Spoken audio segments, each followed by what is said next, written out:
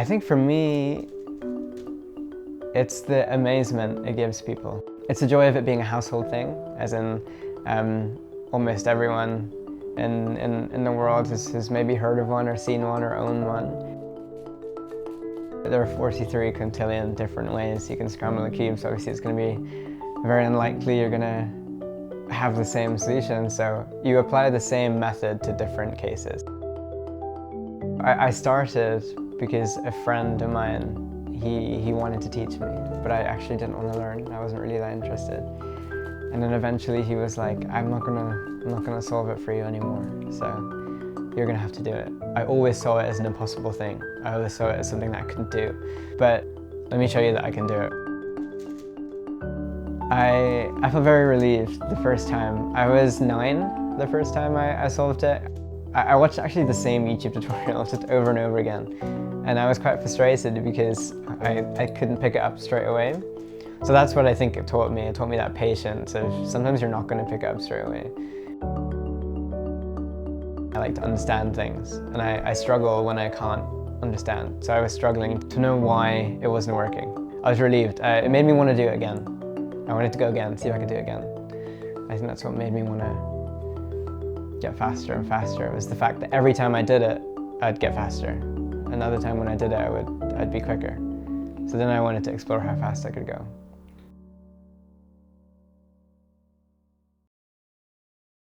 For me, I felt a lot of pressure. I felt the feeling before I solve is more like, because I had been solving since, competitively since 2013. When I was getting to the peak of where I was around like 2017, 2018, I felt the pressure because now there's people watching you, there's people that want to record you, there's people that want to see if you're going to beat them. So for me, it was always like, okay, I have this expectation on me now. Am I going to deliver? I do enjoy that competitive environment, and that's what did keep me going. That's what also encouraged me to want to go home after a competition and practice more to see if I can do better at the next one. So my first competition was in 2013. I got into that because my teacher at the time, my ICT teacher, he was really interested in the Rubik's Cube. And they were like, oh, maybe you can go competitive.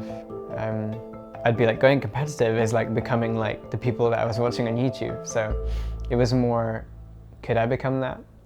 And I was quite intimidated at first because, you just assume everyone's faster than you. You don't really consider where you are on the roster. It was both encouraging and a little bit discouraging because I went there and I thought I was fast. But you go there and I didn't even qualify for like the quarterfinals or anything. So it was more oh, I love this environment, but I've got a lot of work if I want to be amongst the best, I was already quite competitive before the competition. So I remember solving a lot to try and get as fast as possible before I wanted to go to competition. I didn't expect everyone in that community to be so like-minded and so nice. I just got a thrill out of the fact that people understood what it was like to spend 6 hours a day practicing.